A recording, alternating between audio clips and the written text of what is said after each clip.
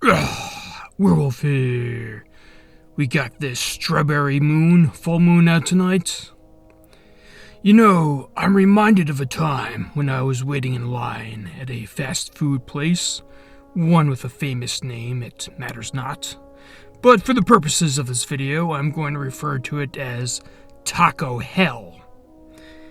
Needless to say, the staff was swamped between the drive-thru, all of those door Uber Dash orders, and customers in line.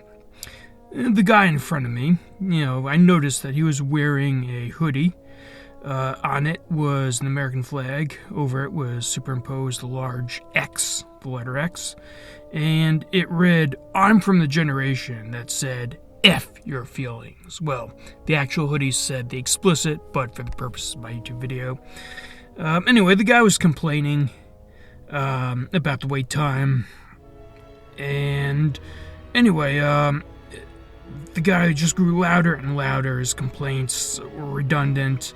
And then he points to me. He points over my head and says, "And this guy's been waiting in line too, blah, blah, blah." So after the guy leaves, the girl behind the counter, she seemed like that quiet, social anxiety type that there's a lot of today, also apologized to me, and I was trying to convey that I really didn't care.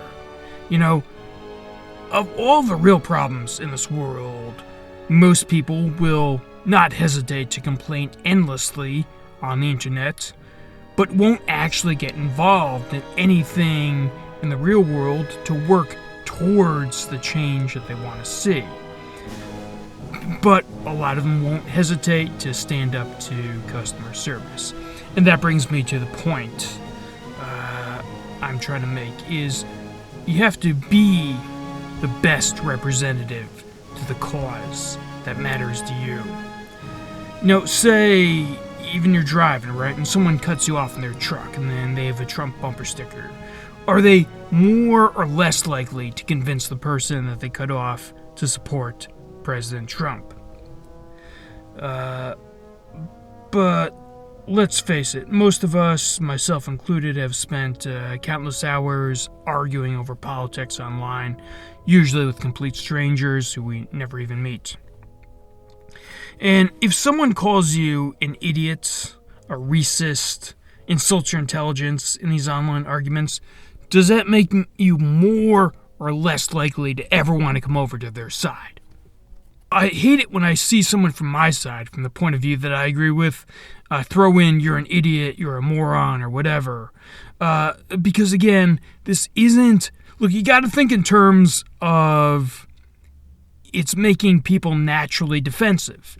You got to think in terms of, are you forwarding your argument with your comments? Or are you just arguing to argue? I mean, maybe there are people that, they live for this. They don't want to see a change. They just like arguing on the internet. I don't know, whatever works for you. But often, true, it won't matter.